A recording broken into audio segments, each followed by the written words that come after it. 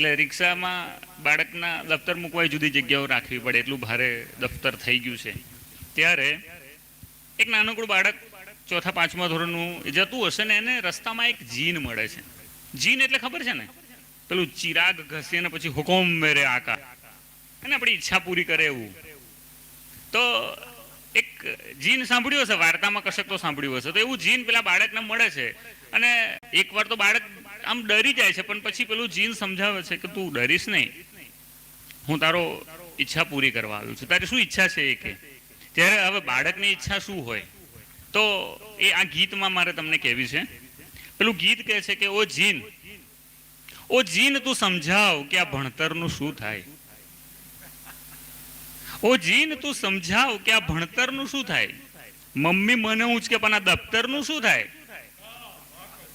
ઓ જીન તું સમજાવ કે આ ભણતરનું શું થાય. મમ્મી મને ઉંચકે પણ આ દફતરનું શું થાય. અને આગળ કહે છે કે પપ્પા કહે કે ગણિત ભણતું, પપ્પા કહે કે ગણિત ભણતું ને મારે દોરવા ચિત્રો. પપ્પા કહે કે ગણિત ભણતું મારે દોરવા ચિત્રો. બારીમાં જોવું તો ત્યાંથી બોલાવે છે મિત્રો. પપ્પા જો બાળકને કેટલી બધી પ્રશ્નો છે. આપણને લાગે છે કે આપણે મોટા થાય આપણને જ પ્રશ્નો છે, પણ પપ્પા કહે કે ગણિત ભણતું મારે દોરવા ચિત્રો. બારીમાં જોવું તો ત્યાંથી બોલાવે છે મિત્રો. દાખલો તો ગણી લઉં પણ આ ઉત્તરનું શું થાય. મમ્મી મને ઉંચકે પણ આ દફતરનું શું થાય. જવાબ જ નથી આવતો. દાખલો તો હું ગણી લઉં પણ આ ઉત્તરનું શું થાય. મમ્મી મને ઉંચકે પણ આ દફતરનું શું થાય. અને ગણિત કરતા અઘરો વિષય એટલે સમાજ વિદ્યા, હે ને. અને એમાં જો છઠ્ઠો સાતમો પીરિયડ હોય ને છેલ્લી બેન્ચ હોય તો પછી કોઈ ટેન્શન જ નહીં. એકાદ બે ઝપ્પી આવી જાય થોડીક, જો સાહેબ જાગૃત ના હોય તો. ઓકે, તો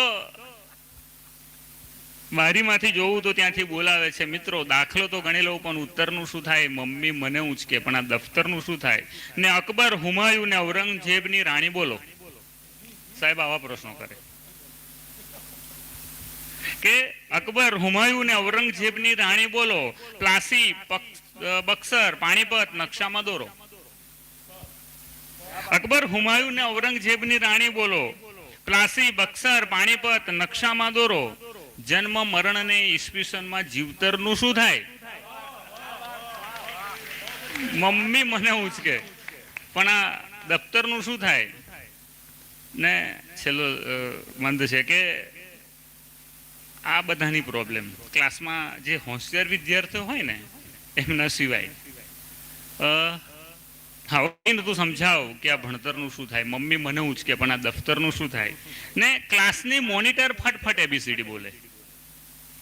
ક્લાસની મોનિટર ફટફટ એબીસીડી બોલે ને મારો વારો આવે તો હિમાલય મનમાં ડોલે.